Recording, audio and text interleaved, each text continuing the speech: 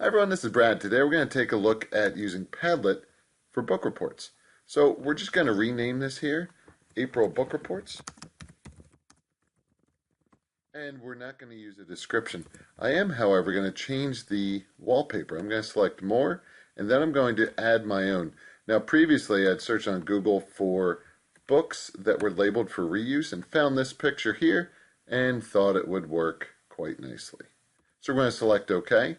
Now I'm going to go back and I'm going to scroll down and just do a couple quick things. I'm going to select the profanity filter and I'm going to allow comments. I'm now going to select next. I'm going to keep mine at secret and those with access can write. Now I'm going to select next and then we can start posting. Now what I would recommend is I created a Google Doc in my blog post where it would include all the information for title, author, introduction, summary, characters, plot, and then this little include image of book and Padlet.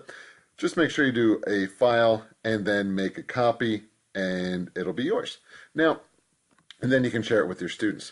So what I've done then, what I'd recommend is the students will go in, select the plus, write their name, go ahead and write something. They just copy in the information. And then what they can do is, if you'd like to, they could take a look through Google and find the image of the book. And then what I'd recommend you do is go ahead and copy it. And if you use Google Sites, go ahead and embed the link. And students can find this very easily on their own. And then they can go ahead and just don't forget to hit publish. They can go ahead and check out other books at home. So if you just select view, here are the April book reports. And maybe they'll find some new books. So there you go. If you have any questions, let me know. Thanks for watching. Take care. Bye-bye.